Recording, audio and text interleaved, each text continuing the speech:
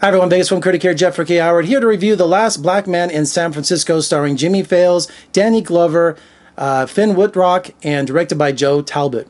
This was the big buzz, the big hit at this year's Sundance Film Festival. I was there, but I couldn't get in to see the movie. Heard so much about it, and I finally saw it this morning, and it's got so much buzz because not only of this first-time director, Joe Talbot, but also Jimmie Fails. You know, they wrote the movie together, and it's loosely a semi-autobiographical account of them growing up in San Francisco and seeing their city change so much, seeing gentrification that's happening all over the country, especially in San Francisco, but in Brooklyn, it's happening in Los Angeles, it's happening in so many cities around the country where these classic neighborhoods that have been around for 100 years or more that have rent-controlled apartments are being bought out and throwing out the tenants, and they're building multi-million-dollar high-rises, and millionaires are buying these places just for tax write-offs. No one's even living there.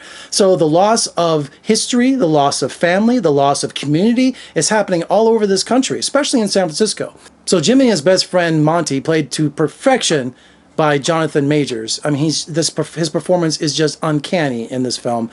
Jimmie wants to take back a house that he used to live in as a little boy with his family that his grandfather built. And of course, things happened in the late 90s. They lost the house, and now other people have moved into it, but he's there every day fixing it up. He's taking care of this house that's been in the family for decades, and the people living in it, these white people, are like, what are you doing? Stop coming over every day. Stop painting the windowsills. Stop, fixing up this house. You do not live here. This isn't your house.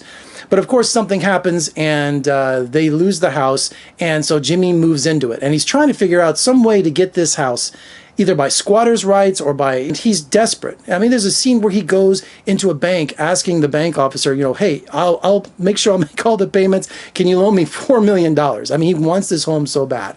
And as you're thinking that, you just feel for him, because his mother and his father, I mean, everybody thinks he's crazy that he's trying to save onto this house. And what's really cool is it reminds me of a lot of Do the Right Thing, because he's coming from a poorer neighborhood, an urban neighborhood, where he's trying to go into the neighborhood where that house is, which has changed radically. His father has a great line in saying, look, that's not your house anymore, that's not your neighborhood anymore, that's not your life anymore. So Jimmie has all these struggles to try to hold on to what was in the past, some sort of legacy, but then also he's got to look at the future, because he knows he's fighting a losing battle. So the movie's about love, it's about family, it's about identity, it's also about gentrification, it's about pushing out lower income people. It's got a lot of message, but it's got a lot of heart too. One of my favorite films of the year. Absolutely, just fantastic performances. And I love the direction by Talbot. He does all of these zooms, he does these tracking shots, and they stand out. They really do. And they're not overkill, because sometimes when people use zooms and you can just sit there and get but he uses his direction to perfection. Stellar performances, one of my favorite films of the year. You have to check it out. Of course, from our good friends at A24. All right, for more reviews and interviews, just surf on over to my website, vegasfilmcritic.com. Check me out on social media, Twitter, Instagram, Facebook. Also, if you're watching on YouTube, make sure you give me a comment below. What did you think of The Last Black Man in San Francisco?